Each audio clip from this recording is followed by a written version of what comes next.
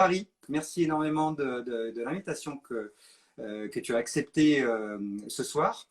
Alors, une invitation un petit peu particulière, parce que d'habitude, j'ai l'habitude, moi, de recevoir et d'interviewer en fait des personnes qui ont été des clientes ou des clients à moi. Il se trouve que là, pour le coup, c'est l'inverse, puisque c'est plutôt moi qui ai été ton client dans le cadre en fait de la formation que j'ai suivie avec toi sur le design humain. Mais bien sûr, ce soir, on va parler de design humain, mais on va surtout parler de toi, Marie Tyson, avec tes changements de vie pro. Parce que, en fait, justement, dans l'histoire que tu as pu raconter de comment tu es venu à faire du design humain, moi, ça m'avait interpellé à l'époque. Et c'est bien cette partie de toi que je veux en particulier ce soir, c'est-à-dire ce changement de vie pro qui t'a amené justement à ce métier d'infirmière jusqu'à aujourd'hui être entrepreneuse et plus particulièrement spécialiste, experte en design humain. Voilà, donc c'est sur cet aspect-là qu'on va pouvoir échanger ce soir. Et bien entendu, comme c'est ton expertise et que je suis aussi un fan de design humain, on parlera bien entendu un petit peu de design humain. Alors l'idée c'est quoi, hein? C'est qu'en fait on est trois temps principaux sur cette interview. Le premier, on va se présenter donc brièvement pour vous dire un petit peu qui l'on est. Donc ça voilà, donc ça va être très rapide. Le deuxième temps, ça va être plutôt justement le temps principal où là, je vais te poser en fait les questions, Marie, par rapport à ton changement de vie pro principal qui est celui d'infirmière à, encore une fois, experte en design humain en tant qu'entrepreneuse. Et puis, un troisième temps, justement, voilà, où tu parleras un peu plus de ton activité et ce que tu fais exactement en tant qu'entrepreneuse et particulièrement dans le design humain.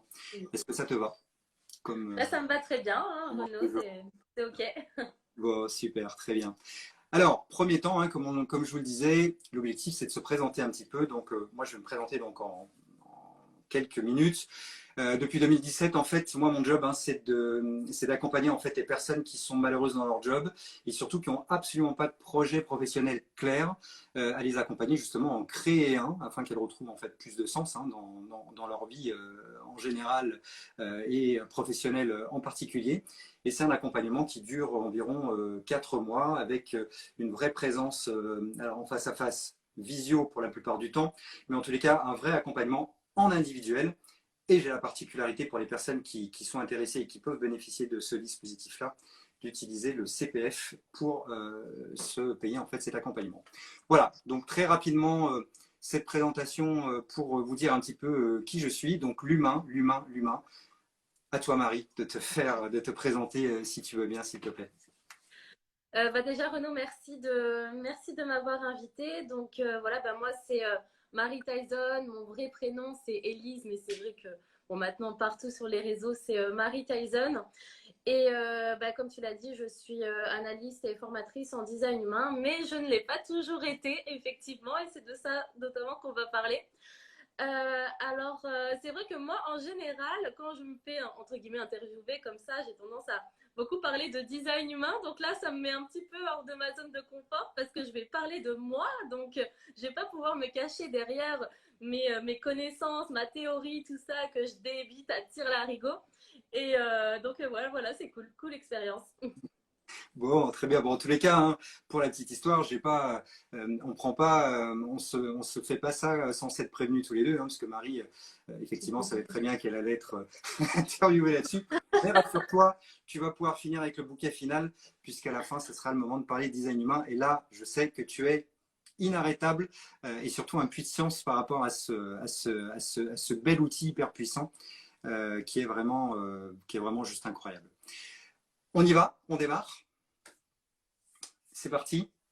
Alors, Marie, j'aimerais s'il te plaît que tu nous racontes justement quelles ont été finalement, parce que encore une fois, hein, tu as été, avant d'être entrepreneuse comme tu l'es aujourd'hui, tu as été infirmière et tu es passée donc à ce métier maintenant d'entrepreneuse. Et en fait, la première question que j'ai envie de te poser, c'est quels ont été finalement les éléments déclencheurs qui t'ont fait passer de ce métier-là, qui est quand même un métier très particulier, un métier aussi très humain, etc., à ce métier entrepreneuse. C'est quoi les éléments déclencheurs?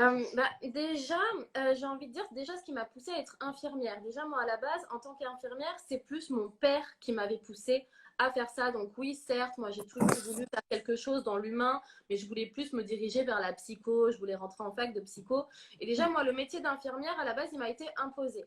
Alors, je me suis éclatée, j'ai appris énormément de choses. J'ai vécu des expériences qui étaient vraiment très fortes, très intenses et très cool pour mon évolution personnelle. Mais je me sentais pas bien déjà. Rien que mon métier d'infirmière, déjà, je le pratiquais que 8 mois par an parce que j'étais épuisée. Tous les étés, j'arrêtais pendant 4 mois et je travaillais avec les chevaux pour me ressourcer. Et c'est vrai que l'un des grands avantages quand même du métier d'infirmière, c'est que on trouve très facilement du travail. Donc, je partais pendant 4 mois, je reprenais un CDD, je revenais au mois d'octobre. Et c'était, voilà, ça me permettait de jongler un petit peu parce que bon, j'aimais bien quand même ce métier d'être dans le soin, d'être dans l'aide, d'être proche de l'humain, mais il y avait plein de choses qui ne me correspondaient pas. Et notamment parce que je ne me sentais pas alignée avec le système de santé actuel. J'avais l'impression de devoir porter un masque dans ma façon de soigner, dans ma façon d'apporter de l'aide aux gens. Et aussi ce système où tout va très vite, on est presque des robots. C'était très très compliqué pour moi et très énergivore. Et donc en fait, l'élément déclencheur, ça a été... je m'entends en écho derrière, je ne sais pas si c'est normal. Alors attends, je vais essayer peut-être de baisser le son ici. C'est bizarre, tout à l'heure, ça ne nous a pas du tout fait ça. Est-ce que c'est mieux là Est-ce que c'est Je mieux? sais pas, ouais, je m'entends encore là. Mais ça le faisait pas il y a 5 minutes. Pourtant, j'ai rien changé, décidément. C'est bizarre. Décidément, ça nous embête ce soir. Bon, bah écoute, je suis désolé. J'espère que ça va pas trop te perturber parce que c'est vrai que l'écoute, c'est pas. Je vais baisser le son pendant que je parle. Et du coup, en fait, l'élément déclencheur, ça a été ça. Ça a été, j'ai découvert autre chose qui m'a appelée. Et l'élément déclencheur, c'était plus le fait que je ne me sentais pas bien dans ma situation actuelle. Donc, quand j'ai trouvé autre chose, je me suis lancée dedans. Je me suis dit, on ne sait jamais. Et finalement, ça a fonctionné. D'accord. Donc, en reformulant un petit peu ce que tu dis, Marie, c'est que finalement, effectivement, alors déjà, je voudrais rebondir sur un point qui est super intéressant, c'est que tu disais en fait que ce métier d'infirmière, même si c'est un métier qui, t'as pas forcément des plus, etc., mais en tous les cas, c'était pas un choix que tu avais fait personnellement. Ça, c'est quelque chose que j'observe très très souvent, hein, c'est que effectivement, il y a les parents, il y a en tous les cas l'entourage qui peut pousser justement les personnes à faire un métier. Alors toi, il se trouve que ce métier, tu l'as quand même aimé, même si après, voilà, en le vivant, tu viens de nous expliquer qu'il y avait, il y a eu un désaccord, il y a eu aussi le côté énergétique qui t'a beaucoup dérangé. Mais en tous les cas, voilà, tu n'étais pas forcément, en tous les cas, contre faire ce métier. Alors qu'il y a des gens aujourd'hui qui partent sur les métiers des fois, justement parce qu'on leur dit, tiens, tu devrais faire ça, tiens, tu devrais faire ça, et qui, quand ils se retrouvent dedans, c'est la cata parce que là, c'est encore, entre guillemets, pire que ce que tu expliques là, parce qu'eux, ils ne se sont même pas éclatés du tout dans leur métier, quoi. Ouais. Ok, donc élément déclencheur, voilà, donc c'est ça, ça a vraiment été ce côté en fait plus d'alignement, l'énergie compliquée, etc., etc. Et du coup, alors au démarrage finalement, lorsque tu t'es lancé, parce que est-ce que tu as eu l'idée tout de suite finalement de te lancer dans l'entrepreneuriat ou pas forcément tout de suite? Alors pas du tout, ça s'est fait vraiment tout seul en fait. J'ai découvert du coup le design humain sur une vidéo YouTube. Je m'y suis intéressée. Je me suis dit bon je vais me former parce que du coup il n'y avait pas beaucoup d'informations qu'on trouvait sur internet, tout ça. Du coup j'ai direct fait une formation. Et à la base la formation je l'ai fait comme ça presque pour le plaisir en fait en me disant bon ça va me servir à côté, c'est cool. Et finalement, du coup, c'était pendant les 4 mois où je travaillais avec les chevaux. Donc, j'avais beaucoup plus de temps libre et c'est là où je me suis formée et j'ai commencé à en parler beaucoup sur les réseaux sociaux. Je partageais avec mon entourage, sur les réseaux. À chaque fois que j'apprenais un truc, j'en parlais. Je faisais des stories, j'en parlais. Et du coup, ça amenait des gens. Il y a des gens qui venaient, qui me posaient des questions, tout ça. Et à tel point que finalement, au mois d'octobre, j'avais déjà des demandes, enfin des clients qui me demandaient. Et moi, je disais, non, mais moi, je fais ça pour le plaisir. Et puis, c'est vrai qu'au bout d'un moment, à force de parler design humain, c'est vrai que ça commençait à me fatiguer de le faire gratuitement, quoi. Parce que je faisais ça toute la journée. Je me disais, bon, il faudrait peut-être que je me fasse payer, quoi. Et du coup, je me suis mis en auto-entrepreneur en me disant, je vais faire ça à côté. De toute façon, on peut être en micro-entreprise et avoir un autre métier à côté. Donc, ça, c'est quand même super cool. Et, et du coup, le premier mois, c'était le mois de décembre 2020. Le premier mois, j'ai fait l'équivalent d'un SMIC en fait, en chiffre d'affaires. Donc, je me suis dit, vu que j'avais un petit peu de chômage aussi à côté pour compléter au cas où, j'avais vraiment cette sécurité derrière qui faisait que je pouvais vraiment faire ça pour le plaisir. Et vu que j'ai fait l'équivalent quasiment d'un SMIC le premier mois, le deuxième mois, ça a été un peu plus, un peu plus. Et je me suis dit, je ne vais pas reprendre en tant qu'infirmière. En fait, ça a l'air de fonctionner. Ça, on va voir combien de temps ça dure. Au pire, si ça coince, je reprends mon travail d'infirmière. Mais là, pour le moment, ça roule, donc je continue, quoi. Donc ça veut dire, ouais, super, ça c'est super intéressant. Ça veut dire que finalement, en fait, quand tu as souhaité, bon, pour les raisons que tu nous as exposées tout à l'heure, en fait, arrêter ce métier d'infirmière, tu l'as pas arrêté en ayant déjà une idée en tête de ce que tu voulais faire. Hein, c'est bien ça. Hein. Non, parce que, j'avais pas l'intention d'arrêter mon métier d'infirmière. Je l'avais toujours en sécurité. Moi, j'aimais toujours quand même sécuriser mes arrières. Hein. J'ai beaucoup changé de direction, tout ça, mais j'avais toujours des sécurités derrière malgré tout. D'accord. C'est dans ton design, ça, les sécurités derrière? Un petit peu, oui, la ligne 1 peut-être, les fondations solides. Ok, bon, très bien. Intéressant, oui. Donc finalement, là, toi, tu as fait... Dans le chat, ils disent qu'on entend l'écho aussi. Ah mince. Mon écho à moi. Ah là, c'est cata. Alors là, je sais pas. Qu'est-ce qu'on peut faire? Parce que toi, tu as un micro particulier ou tu as quelque chose ou moi, non, mais en fait, si moi je m'entends chez toi, ça veut dire que toi, c'est plus toi, il faudrait que tu mettes le casque pour pas qu'on entende ma voix. Je vais essayer de remettre mes AirPods pour voir si ça change quelque chose.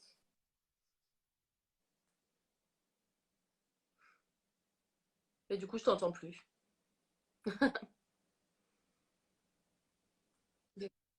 Ah, là, je t'entends.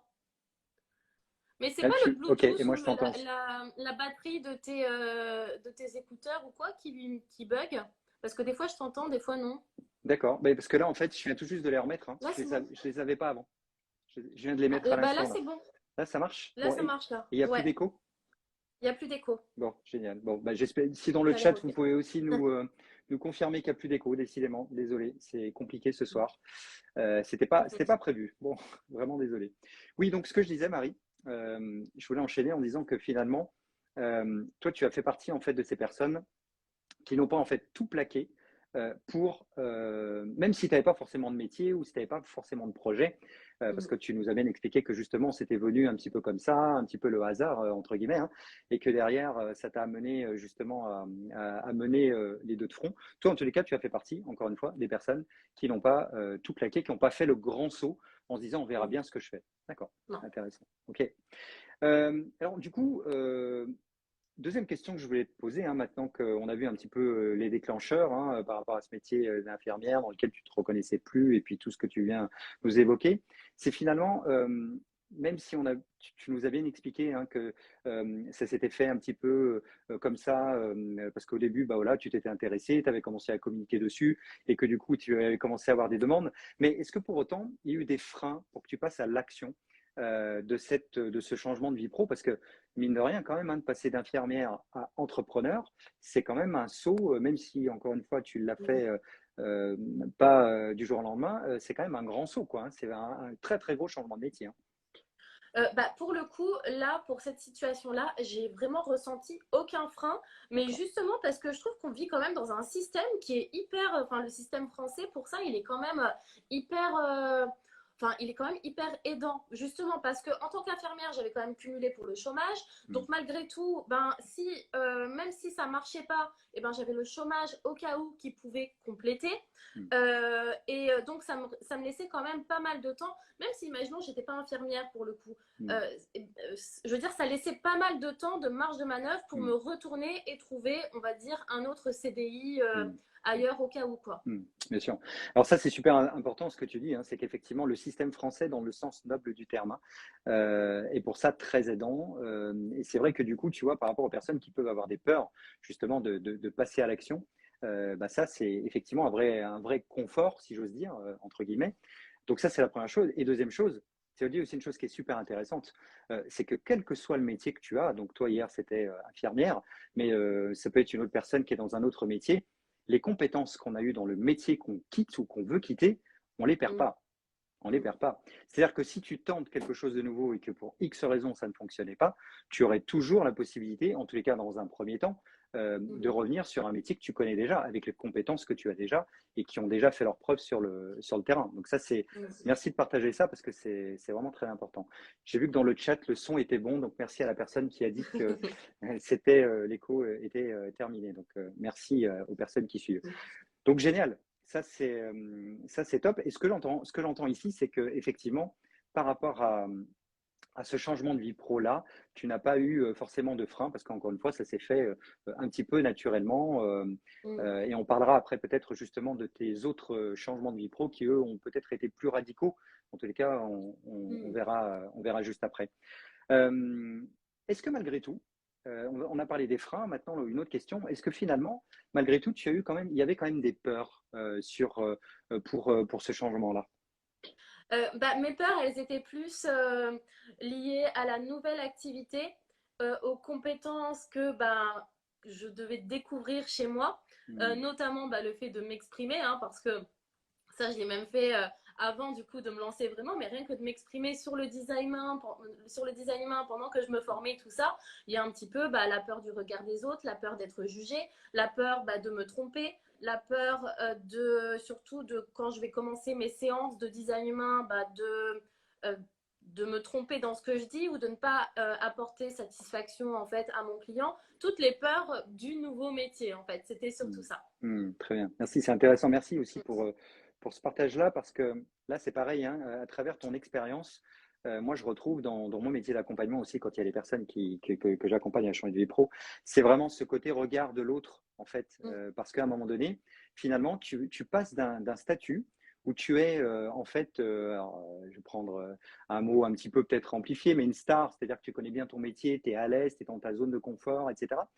Et tu vas changer de métier où là, finalement, tu te retrouves à nouveau en bas de l'échelle. Là, je ne parle pas d'argent ou quoi qu'est-ce, hein. Je Mm. parle simplement de l'idée, en fait, de te dire que tu repars à zéro. Et j'aime beaucoup ta façon de voir les choses, qui est de dire que finalement, ben voilà, et je pense que c'est le meilleur moyen, c'est que une fois que tu es animé par quelque chose, après, c'est en faisant que ça va se passer. Et effectivement, euh, plus tu vas faire, moins tu vas te tromper. Et donc, plus potentiellement le regard de l'autre, eh ben, tu vas t'en détacher parce que du coup, là, tu seras tellement à l'aise avec ce que tu dis et ce que tu dégages aussi, hein, ce que tu dis et ce que tu dégages, Mm. que derrière, ça va être un changement qui aura été complètement réussi.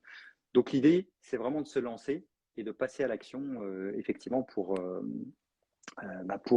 vraiment, en fait, voilà quoi, relever les manches. Et puis, de toute façon, ça se fait pas du jour au lendemain, hein. Donc, Mm. je sais pas ce que tu en penses, hein, mais.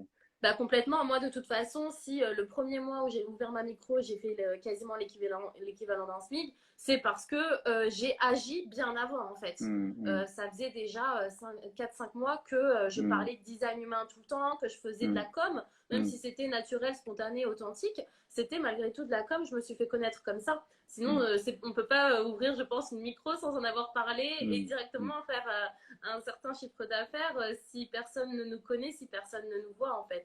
hum. En tout cas, dans le domaine qui me concerne. Ouais, qui te concerne. Ok. Merci pour ça aussi, Marie. Du coup, j'ai une autre question à te poser. Donc, toujours par rapport à ce changement de vie pro en lien avec ce changement infirmière entrepreneuse que tu es aujourd'hui, c'est finalement ce changement de vie pro majeur, parce que pour moi, je l'ai qualifié un petit peu, si tu veux, celui-ci, pour moi, il est majeur. Qu'est-ce que ça a changé pour toi, finalement? Qu'est-ce qu'il a changé, ce changement de vie pro? Bah, absolument tout.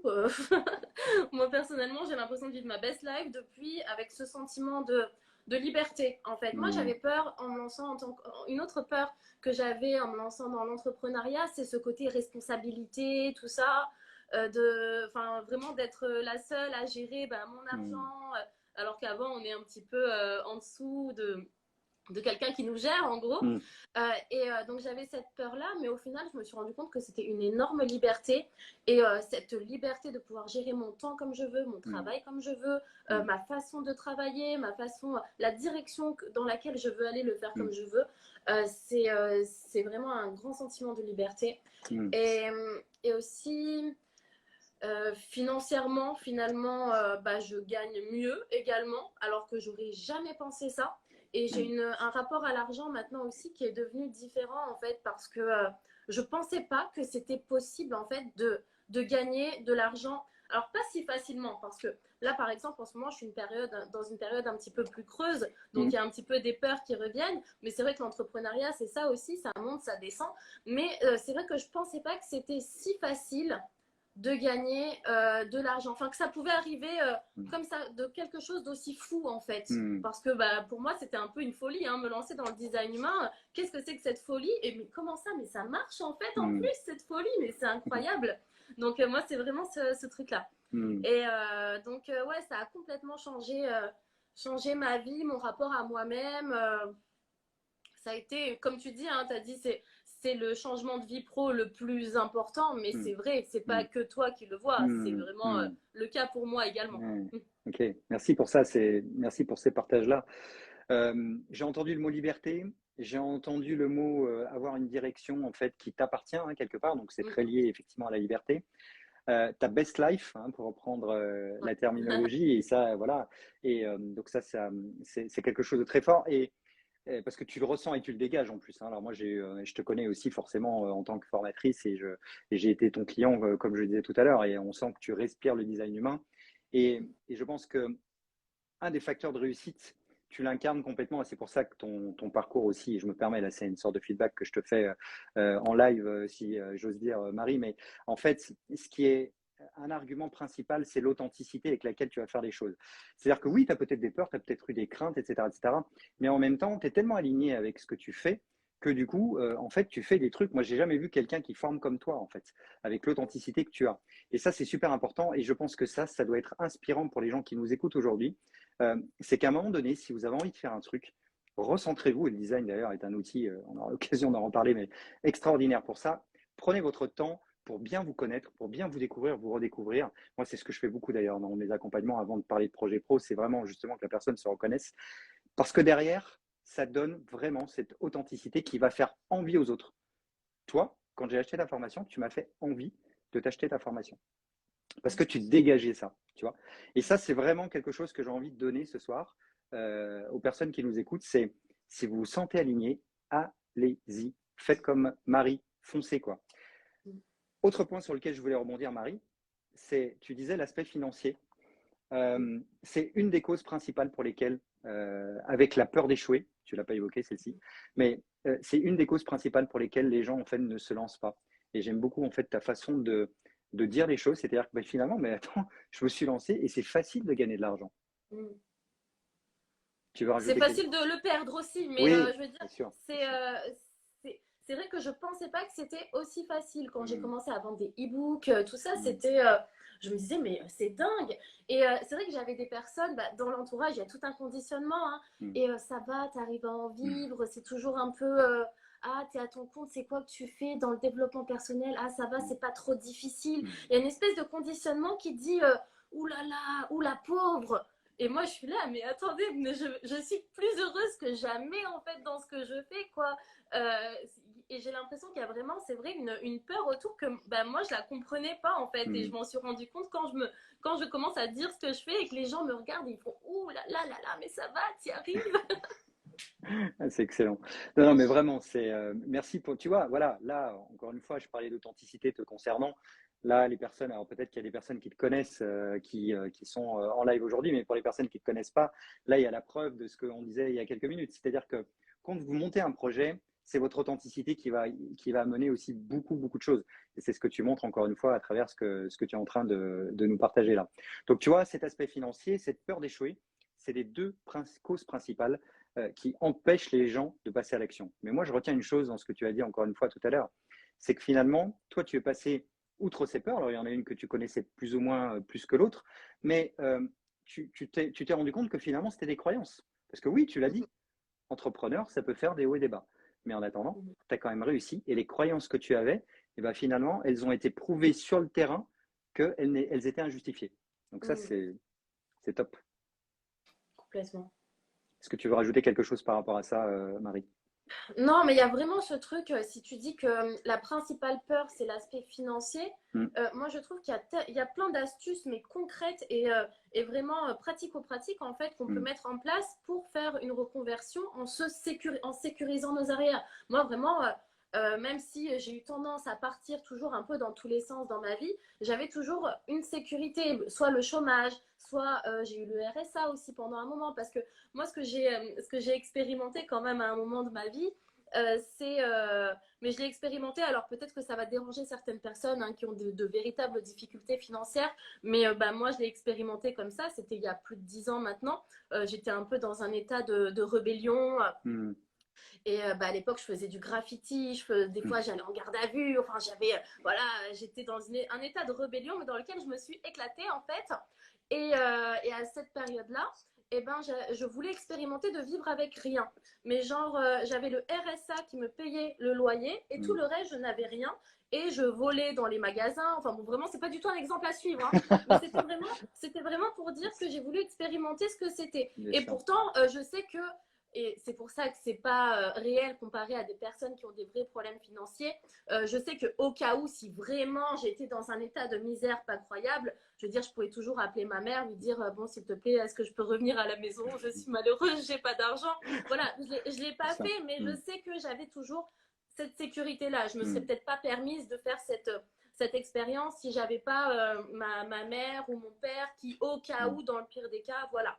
Mais pour le coup, je l'ai pas fait. Mais j'ai expérimenté ça et j'ai l'impression que c'est quelque chose qui m'a aidée aussi parce que je me suis rendu compte que c'était pas si terrible. Et moi, j'en garde un très bon souvenir en fait de cette période où je vivais avec rien. J'avais mon mec, c'était un délinquant pas possible, il faisait que voler, il m'a appris à voler. On volait, on mangeait des repas mais merveilleux parce qu'on volait. Bon, comme je dis, c'est vraiment pas un exemple à suivre s'il y a des jeunes qui nous écoutent.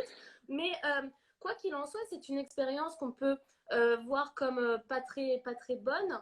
Mais en tout cas, moi, ça m'a rassurée dans le sens où je sais que maintenant, même si je me retrouve avec rien, alors c'est un peu plus compliqué, hein, parce que quand on commence à goûter à un certain confort de vie, c'est toujours plus difficile de redescendre. Mais c'est comme si je me suis dit, au pire, j'ai déjà survécu à ça. J'ai même passé des bons moments, en fait, dans cette situation-là. Donc, il y a un petit peu comme une peur qui n'est... Enfin, voilà, je ne vais pas mourir si tout à coup mon activité ne fonctionne plus. Je vais pas en mourir en fait. C'est pas si grave que ça. C'est moins grave que ce que ça en a l'air. Et autre chose, désolée, je parle beaucoup. Mais c'est fait pour ça, Marie. C'est fait pour ça.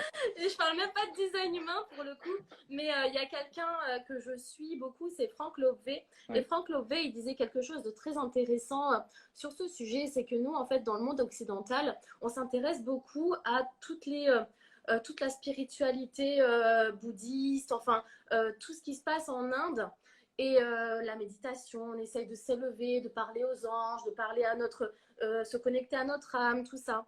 Alors qu'en fait, nous, dans le monde occidental, là où on devrait essayer de se réaligner, c'est plutôt vers le bas. Parce qu'on est dans un monde où on ne meurt pas de faim, enfin c'est quand même rare de mourir de faim. La majorité de la population, même qui est en difficulté financière, elle peut aller au resto du cœur. D'ailleurs, moi, j'y avais été à l'époque. J'avais essayé de voir tous les trucs possibles et imaginables pour survivre. Je veux dire, on est quand même dans une société où on n'est pas dans la survie en tant qu'occidentaux. Et on essaie de se connecter, à se réaligner dans nos centres du haut.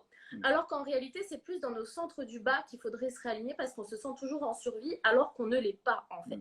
Alors que pour le coup, en Inde, où ils sont vraiment dans la survie, en bas, ils sont alignés et du coup, ils essaient de s'ouvrir en haut parce que justement, c'est plus en haut que ça coince. Mais pour eux, c'est OK. Pour nous, c'est plus en bas qu'il faut essayer de se réaligner. Justement, dans notre relation à la survie, à la peur de mourir, la peur de manquer et tout ça.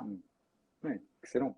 Merci beaucoup pour ce partage très, encore une fois, voilà, tu es dans le partage, tu donnes beaucoup, hein, toi, tu es quelqu'un, j'en profite pour redire quelque chose par rapport à ta formation, hein, si les personnes peuvent être aussi intéressées par le design humain. Tu es quelqu'un, enfin moi j'ai rarement vu quelqu'un qui est dans le don comme tu l'es. Et là, ce soir, tu donnes encore, alors d'une autre façon, mais tu es dans le don, donc ça c'est génial.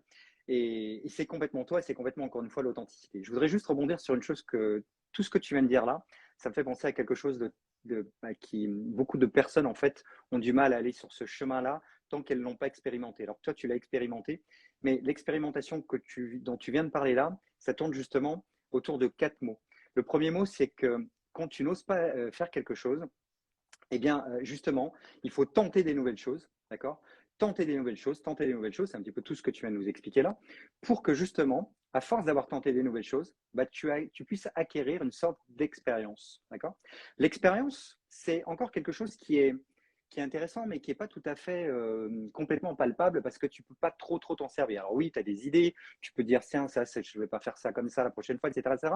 Mais c'est encore pas assez puissant. Mais plus tu vas acquérir de l'expérience, plus à ce moment-là, ça va arriver sur le deuxième mot-clé qui est le mot compétence. Et là, en fait, aujourd'hui, toi, tu es compétente pour savoir en fait comment tu pourrais faire demain s'il fallait, ça ne va pas se passer, que du coup, il y ait un petit retour en arrière qui soit obligatoire parce que la vie fait que blablabla. Bla, bla, bla. Donc ça, c'est la deuxième chose, c'est effectivement la compétence. Et la troisième chose, c'est que ce cumul d'expérience qui amène à la compétence, ça t'amène en fait à la confiance. La confiance, regarde ce que tu es en train de montrer aujourd'hui. En plus, ça, tu disais tout à l'heure, ah là, je vais être obligé de me dévoiler, etc. Je ne sais pas si j'ose trop, machin. Là, tu es complètement dedans, donc c'est juste fabuleux. Donc, il y a la confiance. Et la quatrième idée, le quatrième mot-clé, c'est qu'en fait, tout ça, ça t'amène à ton succès, qu'il soit petit, qu'il soit moyen, qu'il soit grand, on s'en fout. Ça t'amène à ton succès, c'est-à-dire à ce que tu veux faire. Et toi, tu as goûté à tout ça. Et je trouve que, tu vois, c'est pour ça que je me suis permis de rebondir sur ce que tu viens de nous donner là, sur toute l'énergie que tu viens de nous transmettre, parce que ça, c'est un chemin que beaucoup de gens n'osent pas faire parce qu'ils ont peur de se planter, parce que si, parce que ça. Et toi, tu as fait tout l'inverse, c'est-à-dire que tu t'es confronté aux choses et derrière, ça t'a appris. Donc voilà, merci pour ce partage-là, c'est top, Marie. Je ne savais pas tout ça, donc forcément, Avec grand plaisir. c'est chouette. Tu voulais peut-être ajouter quelque chose par rapport à ça, Marie, sur ce point-là en particulier? Non, pas spécialement. Bon, très bien. Tu sais, tout à l'heure, on disait il y avait deux grands temps. Alors là, on est dans le deuxième, qui est celui de ton changement majeur de vie pro entre infirmière et entrepreneuse. Et on avait dit aussi que tu avais réalisé d'autres changements de vie pro qui, ceux-là, peut-être, ont été un petit peu différents. Alors là, pareil, mais là, peut-être pas rentrer dans le détail forcément de tous les changements parce que ça pourrait peut-être être long parce que j'ai compris qu'il y en avait peut-être beaucoup. Mais tu vois, c'est pareil, c'est te dire en fait, est-ce que tu te souviens qu'à un moment donné, tu as eu des déclics? Est-ce que tu te souviens qu'il y a eu des freins? Est-ce que tu te souviens qu'il y a eu des peurs, etc. Si tu veux nous en dire un peu plus justement sur tes autres expériences comme ça d'une manière plus globale. Alors, pour le coup, c'est vrai que j'ai pas tellement changé de vie pro, mais ma vie pro était un changement permanent. Donc, c'était pas genre, ah, je fais une reconversion là et il y a une étape à passer. Je travaillais un peu en tant qu'infirmière, j'avais une autre opportunité, j'ai fait de l'événementiel, dans l'événementiel, j'ai fait tapisserie, menuiserie, j'ai fait aussi un petit peu de la décoration, des plafonds tendus, mais à chaque fois parce que on me proposait ou voilà, où je voyais une opportunité, donc j'y allais. Et c'était vraiment pour expérimenter. Hein. Moi, j'étais jamais passionnée par la tapisserie ou la menuiserie, mais c'était pour rentrer dans l'expérience, vivre le truc. Et c'était vraiment ça. Donc, je faisais un mois ci, un mois ça. Après, quand je travaillais en tant qu'infirmière, si je trouvais autre chose, j'allais ailleurs parce que le métier d'infirmière, ok, c'était cool, mais comme je disais, c'était vraiment très énergivore pour moi. Et parfois, je préférais faire un métier physique comme menuiserie, tapisserie dans l'événementiel ou travailler dans les chevaux. Ou même quand j'étais à La Réunion, j'ai travaillé pendant 6 mois dans un garage, je faisais main d'œuvre de mécanique. Donc, c'était beaucoup plus physique, on va dire, mais ça m'épuisait moins que le métier d'infirmière. Mais c'était jamais vraiment une reconversion, en fait. J'avais toujours mon métier d'infirmière et c'est vraiment, comme je l'ai dit tout à l'heure, grâce au système français et la possibilité d'avoir le chômage que je faisais des CDD et j'avais un laps de temps avant de retrouver un travail, donc je faisais autre chose ou alors je reprenais en tant qu'infirmière. Donc j'ai vraiment jonglé avec ça et j'ai quand même pas mal profité du système français pour ça. Et je le remercie parce que c'est ce qui m'a vraiment permis de m'épanouir et d'expérimenter énormément de choses en fait. Ouais, mais c'est très important ce que tu dis encore une fois. Dans notre pays, on a la chance justement que comment je pourrais dire ça? Que les challenges, on puisse les tenter avec moins de prise de risque qu'à certains autres endroits. Et c'est super important. Alors, encore une fois, toi et moi, on partage la même idée de dire l'objectif, c'est pas de se retrouver au chômage pour être au chômage, etc. C'est pas du tout ce qu'on est en train de dire. Ce qu'on est en train de dire, c'est qu'à un moment donné, il y a un système que nous, en plus ça, on rémunère, hein, parce que quand toi, nous deux, en tant qu'entrepreneurs, en tant que salariés à l'époque, on a aussi une cotisation qui nous permet, alors moi en tant qu'entrepreneur, moi en tant qu'entrepreneur maintenant, mais en tous les cas, surtout en tant que salarié, qui nous permet justement de financer les périodes où on veut tenter des choses. Donc c'est aussi ça qui est intéressant à noter. Donc ça limite aussi les peurs qu'on pourrait avoir de passer à l'action. Donc ça, c'est la première chose. Et la deuxième chose que j'aime beaucoup dans ce que tu viens de nous exprimer là, à travers ta rapide explication sur justement tes divers changements de métier, c'est que finalement, je ne sais pas si ça fait partie de ton design, ça, mais il y a quelque chose de fort qui ressort, c'est ce côté en fait découverte. Tu aimes découvrir, tu aimes aller au contact de nouvelles choses, etc. etc. C'est ma ligne 3 martyr de design humain qui adore expérimenter des nouvelles choses. Et c'est vrai qu'à chaque fois, je me lançais à fond dans l'expérience et ça me donnait de la profondeur, de l'expérience, même pour moi, pour ma vie de tous les jours, parce que maintenant, je sais un peu faire des réparations de base pour ma voiture, par exemple. Donc, c'est cool. Je ne saurais pas faire ça, moi. J'adore. Non, mais c'est excellent ça. Merci Marie pour ça aussi. Tu vois, là, j'ai pas mal de petits objets là que je peux pas montrer, mais ça, c'est une clé qui est fondamentale parce que ça, on rebondit en fait sur ce qu'on disait tout à l'heure. C'est-à-dire qu'à un moment donné, si tu te lances pas et si tu vas pas faire, alors il y a un mot qui est très technique dans l'emploi, il m'agace un peu ce mot, mais parce que moi, je sors justement de tous ces sentiers battus là, mais en même temps, il veut bien dire ce qu'il veut dire, c'est l'immersion. C'est-à-dire quand tu es immergé dans quelque chose, tu vas pouvoir te rendre compte par toi-même ce que c'est que ce métier. Menuisier, tapissier, je ne sais plus ce que tu disais aussi, enfin bref, tous les métiers dont tu as parlé tout à l'heure, tu vois. Et ça, en fait, c'est en étant dans l'immersion que tu vas pouvoir te rendre compte. Donc ça, c'est un vrai cheminement, mais à un moment donné, il y a la possibilité d'aller voir sur le terrain comment ça se passe, donc autant en profiter. Et ça, c'est sécurisant aussi quelque part. Donc ok. Bon, super. Alors du coup, avant qu'on en arrive au troisième temps, j'ai une dernière question à te poser justement par rapport au changement de vie pro et après tu vas pouvoir foncer design humain, même si tu t'es déjà très très bien débrouillé sur la partie plus impro, tu vas pouvoir plus parler du design juste après. Toi aujourd'hui, si c'était, alors non pardon, il y a deux questions. Si c'était à refaire, est-ce que tu referais? Oh bah oui, complètement. D'accord. Que ce soit tous mes petits changements. Et même mon métier d'infirmière, moi, je suis très reconnaissante envers mon père de m'avoir forcé, entre guillemets, à aller dans cette direction, parce que c'est grâce à ce métier d'infirmière aussi que j'ai pu changer régulièrement, parce qu'il y avait cette facilité de trouver de l'emploi. Et lui, c'est ça qu'il me disait, c'est que c'est facile de trouver un métier, enfin, de trouver du travail en tant qu'infirmière. Donc, ouais, je referai tout et je referai ma reconversion dans le design humain, bien évidemment. Évidemment, évidemment. Ça coule de source. Là, carrément. Bon, ok. Donc ça, et je le referai de la même façon, je pense, sauf que je penserai à prendre l'acre parce que j'avais coché non. Est-ce que vous voulez l'acre? J'ai coché non, je ne savais pas ce que c'était. Donc, si vous vous lancez, n'oubliez pas de mettre oui pour l'acre parce que c'est quand même bien, ça.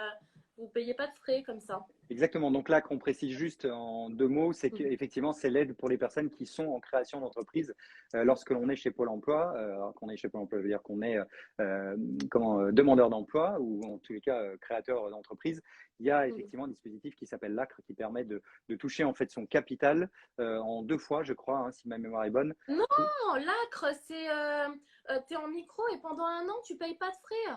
Oui, il y a ça, mais il y a aussi l'ACRE, c'est aussi justement la possibilité de pouvoir toucher en fait ton. Ah oui, il y a ça aussi, Yes, ça voilà. si c'est cité Pôle emploi, mais ça moi je suis contente de comment j'ai fait. Mais par contre, les 20%, les 22% de frais, c'est vrai que pendant 1 an, c'est quand même une sacrée somme d'argent. Évidemment. Donc moi j'avais coché non parce que je savais pas ce que c'était. Je me dis qu'est-ce que c'est que cette arnaque, j'en veux pas.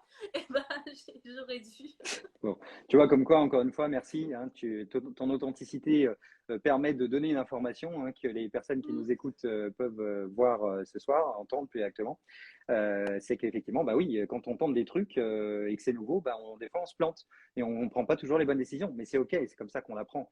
On est tous passés par là et on continue tous à passer par là, peu importe l'âge que l'on a. Hein, donc ça, c'est vraiment quelque chose de fondamental. Ma dernière question sur le changement de vie pro, Marie, et après, je te lâche dans ton pré un peu plus verdoyant avec tes chevaux, non, avec le design humain. L'idée que je voulais que tu partages avec tout le monde, c'est en fait, si tu avais un conseil ou deux conseils à donner sur des personnes en fait qui hésiteraient encore à faire des reconversions professionnelles, ce serait quoi en fait ces idées-là que tu voudrais leur transmettre? Comme conseil, Ouais. déjà de mettre le point sur les peurs en question, parce que je pense que chaque peur, en fait, elle a sa solution sécurisante pour justement pouvoir la dépasser et pouvoir passer à l'action. En tout cas, s'il y a vraiment s'il y a cette envie, au fond, de changer, s'il y a quelque chose qui ne va pas, par exemple, dans le métier actuel et que la personne voudrait changer, qu'elle sait peut-être déjà dans quoi aller, peu importe la peur qu'il y a, je pense qu'il y a une façon de la sécuriser pour pouvoir enfin se lancer, en fait. Et aller dans la direction qui est beaucoup plus alignée pour nous. Donc, en gros, foncez malgré vos peurs parce qu'il y a toujours moyen de les dompter. C'est ça que tu veux dire? Oui, voilà, c'est ça. Mais pas foncer, je dirais pas foncer aveuglément. Hein. Foncer en ayant, peut-être en se faisant accompagner pour mettre le point vraiment, parce que je pense qu'il y a vraiment des solutions pour tout. Et même si parfois ça peut prendre plus de temps pour certaines personnes que pour d'autres, parce que justement, elles n'ont peut-être pas forcément la sécurité financière derrière ou autre, et qu'elles ont peut-être besoin de ça. Il y en a qui se lancent, qui sont un peu, mais je pense que c'est pas de ces personnes-là qu'on parle aujourd'hui. Ceux qui ont ce genre de peur, notamment au niveau financier, parfois ça peut prendre plus de temps, mais il y a toujours une solution en fait pour changer de vie pro si on le désire vraiment. Ok, donc merci pour le conseil que tu partages. On a 14 personnes qui sont là, présentes, donc merci à vous. C'est qu'on ne doit pas trop vous désintéresser, et si je parlais même positivement, c'est qu'on doit même carrément vous intéresser. Donc en tous les cas, trêve de plaisanterie, merci d'être là. On s'était dit avec Marie, combien de temps on dure, etc. Je lui ai dit, écoute, 1 heure maxi, etc. Donc là, on est à 45 minutes déjà. Bon, avec nos petits balbutiements de démarrage, et encore une fois, désolé pour ces petits soucis techniques. Mais maintenant, on va rebondir sur la dernière thématique que je voulais aborder. Encore une fois, ça va être, entre guillemets, la plus facile pour toi. Et j'ai envie de te poser la question suivante. Marie, tu fais quoi aujourd'hui? C'est quoi ce truc, le design humain? Dis-nous un petit peu ce que tu fais, quoi. C'est incroyable. Non, et du coup, je vais essayer de faire un lien aussi avec la reconversion parce que c'est vrai que le design humain, il peut beaucoup aider pour ça. Le design humain, bon, pour les personnes qui viennent de chez moi, elles doivent déjà connaître. Mais le design humain, c'est un outil de connaissance de soi, en fait, qui se base sur les informations de naissance et qui peut nous apporter énormément d'informations sur notre énergie, sur notre façon de fonctionner. D'ailleurs, il existe 4 voire 5 types énergétiques et chacun d'eux a une stratégie bien spécifique. Par exemple, un manifesteur, pour lui, ça fonctionne mieux quand c'est lui qui initie, alors qu'un générateur, ça fonctionne mieux pour lui quand il répond, un projecteur quand il attend l'invitation. Et donc, parfois, il y a des personnes qui se retrouvent avec des bâtons dans les roues dans leur vie, tout simplement parce que ils suivent pas cette stratégie. Alors là, j'ai dit la stratégie très rapidos, hein, mais c'est vraiment pour dire que le design humain, ça peut vraiment nous apporter des clés concrètes, en fait, pour fluidifier nos passages à l'action en règle générale. Et moi d'ailleurs, j'ai suivi au maximum mon propre design dans ma reconversion professionnelle. Et pour le coup, je pense que c'est vraiment grâce à ça aussi que ça s'est fait avec autant de fluidité, que ça s'est fait de façon aussi fluide, aussi simple, parce que j'étais alignée. En même temps, j'expérimentais mon propre design, j'expérimentais ma propre stratégie. La stratégie du manifesteur, c'est informer. Pour le coup, j'ai informé un maximum sur ce que je faisais, tout ça. Et c'est ça qui a fait que aussi ça a fonctionné assez rapidement. Donc, et puis c'est vrai que même toutes mes astuces, hein, quand on voit un petit peu mon passif en ce qui concerne les reconversions pro, tout ça, c'est complètement en lien avec mon design. Comme je disais, la ligne 1, elle a besoin de fondations solides. Moi, c'est ma spécialité, vraiment me créer des fondations pour me sentir en sécurité, malgré ma ligne 3 qui, elle fonce dans les expériences, mais de tout genre, de toutes sortes. Il y a quand même cette ligne 1 qui sécurise les arrières, et donc c'est un petit peu ce balancement entre les deux, cet équilibre entre les deux qui fait que je suis alignée et que je vais dans la bonne direction en sécurisant mes arrières, en fait. Mais chacun a un profil différent, un design différent, et on peut vraiment du coup adapter de façon individuelle à chacun des astuces, des prises de conscience aussi, parce que c'est aussi beaucoup des prises de conscience, des déculpabilisations, et c'est surtout aussi un outil de déconditionnement. Comme je disais tout à l'heure, on est conditionné, on a une image par exemple de ce que c'est que l'entrepreneuriat, on a une image de ce que c'est que se mettre à son compte, on a un gros conditionnement aussi par rapport à l'argent. Il y a énormément de choses comme ça et le design humain, il nous aide beaucoup à nous déconditionner sur absolument tous les domaines. Oui, clairement. Merci pour ça. Alors là, effectivement, quand on appuie sur le bouton design humain, c'était déjà très bien avant, mais alors là, waouh, ça part dans tous les sens. Et j'ai vu dans le chat entre-temps que Nathalie disait, bah non, moi je connais pas. Bah, Nathalie, si tu regardes bien sûr toujours cette vidéo, n'hésite pas à aller regarder le site de Marie juste après. Et Nathalie, elle fait partie de la formation. Elle fait partie de la formation, donc elle triche en fait. Voilà, elle a joué, elle a gagné, et je suis tombé dans le panneau. J'ai tiré le pompon. Bon, en tous les cas, s'il y a des personnes malgré tout qui ne connaissent pas comment le design, n'hésitez pas à aller visiter bien sûr le site de Marie. Et justement, Marie, maintenant que tu nous as dans les grandes lignes, hein, parce que toi et moi, on a conscience, et toi encore plus que moi, que les designs humains, on pourrait en parler pendant environ 15 jours sans s'arrêter. Donc voilà, donc là, tu as mis l'eau à la bouche des personnes qui pourraient potentiellement ne pas connaître le design humain. Mais toi, finalement, dans cette activité de design humain, en tant qu'entrepreneuse, qu'est-ce que tu fais exactement? C'est ça peut-être que c'est intéressant que tu nous dises là aujourd'hui. Bah, c'est vrai que je fais quand même pas mal de choses dans mon activité de design humain. Donc, je propose des séances, notamment avec moi pour analyser ton design. Mais je propose aussi pour les personnes qui préfèrent le format écrit, qui n'aiment pas trop être en rendez-vous avec quelqu'un, des manuels personnalisés en format PDF. Donc, ça prend un petit peu de temps pour le confectionner. Et après, je l'envoie à la personne. Il y a plusieurs formats. J'ai créé aussi toute une collection de e-books, donc surtout la plus connue entre guillemets, celle qui a eu le plus de succès, c'est la collection Développer ton business. J'en ai fait un pour chaque type énergétique. D'ailleurs, pour les personnes qui ne connaissent pas leur type énergétique, vous pouvez le faire gratuitement sur Internet, hein. C'est totalement gratuit, il vous suffit d'avoir vos informations de naissance. Vous allez sur le site designhumainfrance.com. Vous entrez vos infos, ça prend 2 minutes. Vous allez directement même sur mon site à moi, hein. Il y a aussi la possibilité de faire le test sur mon site. Et je propose aussi une formation du coup pour former les personnes à, pratiquer, enfin à faire le même métier que moi en fait, Je à confirme. faire des séances, voilà, faire des séances de design humain, utiliser le design humain d'un point de vue pro, se reconvertir aussi du coup dans le design humain même si on fait complètement autre chose.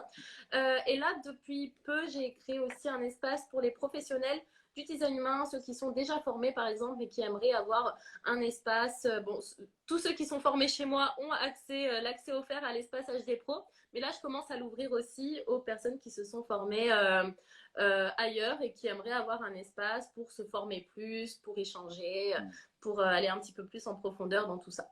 Ok, effectivement, alors je confirme bien sûr tout ce que tu dis bien naturellement. Donc tu as vraiment autour de cet outil hyper puissant, bluffant, comme j'ai souvent dit. Et toi, et je vais le redire ici, tu sais déjà, parce que tu as déjà deviné dans ma tête ce que j'allais dire juste après, c'est que en fait, toi, cet outil-là, cet outil hyper puissant, tu sais en parler en fait sans bullshit. Et ça, c'est super important parce que les outils de développement personnel ou de connaissance de soi, vous savez, les tests, MBTI, etc., etc., on est vraiment après quand on est dans des analyses super compliquées, etc., on arrive en fait dans l'effet inverse de l'outil lui-même. Et là où j'irais complètement dans le sens aussi de ce que tu disais tout à l'heure, Marie, c'est que c'est un outil d'expérimentation.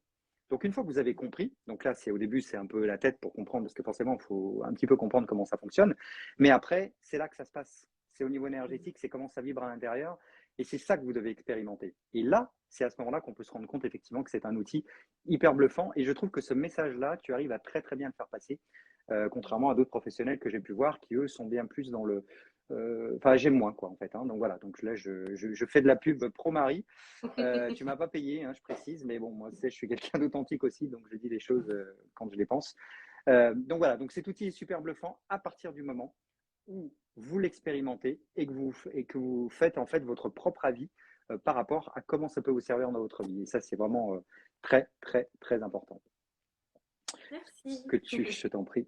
Est-ce que tu voulais rajouter autre chose par rapport à ton activité ou le design, Marie? Ou est-ce que tu penses avoir Non, fait le tour? je pourrais, hein, mais je pense qu'on va s'arrêter là. Bon. De toute façon, s'il y a quelqu'un, enfin, s'il y a quoi que ce soit, vous pouvez toujours venir me poser des questions en message privé, en commentaire, peu importe, je réponds à tout le monde. Ouais. Oui, oui, je confirme. En plus, ça, tu es super active. Oui. Qu'est-ce que je voulais dire? Je voulais dire qu'il est 20h53, donc on a bientôt terminé. Ça m'amène bientôt à ma dernière question. Je voulais dire voilà, que normalement, si tout va bien, si j'arrive bien à récupérer le fichier, s'il n'est pas trop pourri, surtout au démarrage par rapport au son qui était pas bien, cette vidéo-là va arriver sur ma chaîne YouTube. Peut-être que toi, Marie, aussi, tu feras pareil si tu en as envie aussi. Donc là, c'est peut-être aussi le moment de reposer des questions, faire des commentaires, poser des commentaires, etc. etc.